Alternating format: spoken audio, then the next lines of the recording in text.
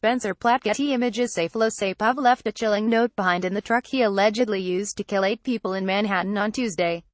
"The Islamic State," he wrote, "will endure forever." Law enforcement officials do not yet know whether the attack was coordinated by ISIS leadership in the Middle East.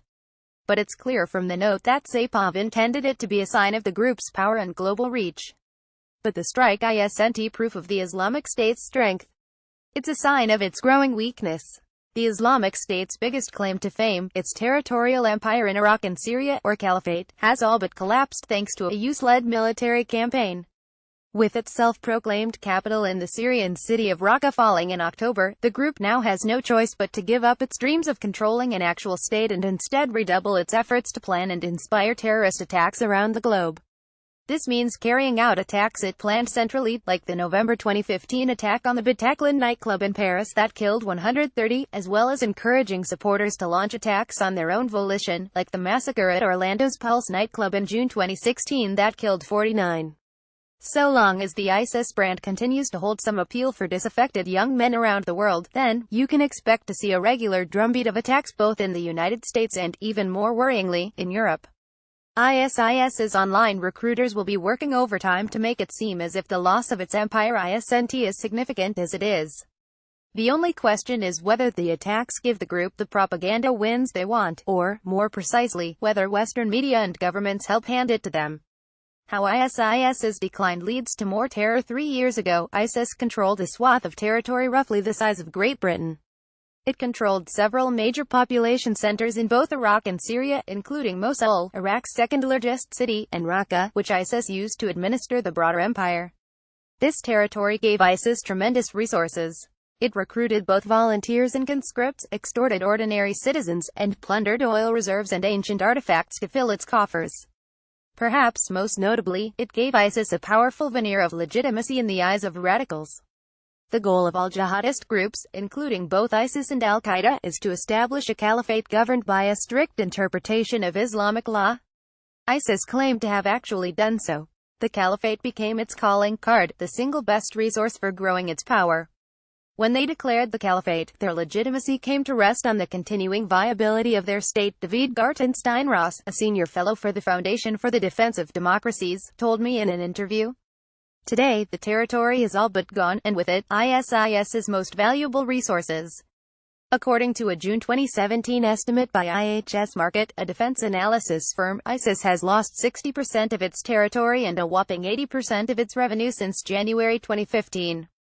It no longer controls a single major population center. The loss of both Mosul and Raqqa to US-backed local forces earlier this year was particularly devastating.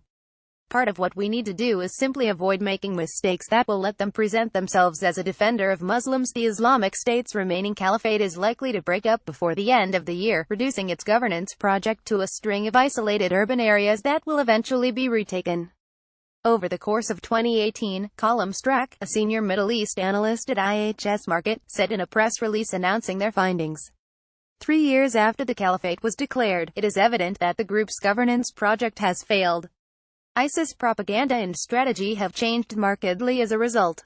As military defeat became inevitable, the group quietly shifted from encouraging Western recruits to travel to Syria toward telling them instead to attack targets at home.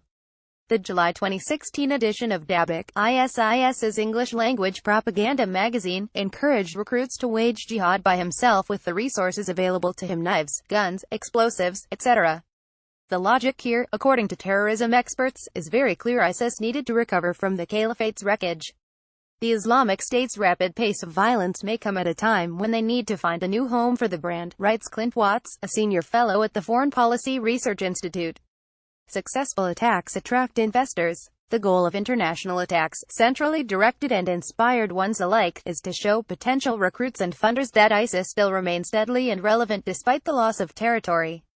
And as ISIS's territory continues to decline, they are likely to keep happening and perhaps even escalate. We have to expect that as the capital of the caliphate has now fallen, there are going to be increasing efforts to show that they remain dangerous and lethal. Rep. Adam Schiff, the ranking Democrat on the House Intelligence Committee, told The Washington Post on Tuesday night after an FBI briefing. But experts say that the effect of these attacks, their ability to successfully communicate strength to ISIS's target audience, depends on the reaction of the West. If President Trump overreacts by singling out Muslims for discriminatory policies, or if there are a wave of anti-Muslim hate crimes across the U.S., ISIS will have new fuel for its narrative that the West and Islam are incompatible. A more measured response, experts say, is more likely to diffuse ISIS's strength in the long term than any crackdown. The group's new strategy can be more effectively countered by continuing to quietly roll back the group's territorial holdings and using normal law enforcement mechanisms to arrest its sympathizers than by harsh new immigration policies and civil liberty restrictions. They have a terrible brand. So part of what we need to do is simply avoid making mistakes that will let them present themselves as a defender of Muslims, Gartenstein-Ross told me. We need to make sure Muslims continue to overwhelmingly reject ISIS. Time is not on ISIS's side.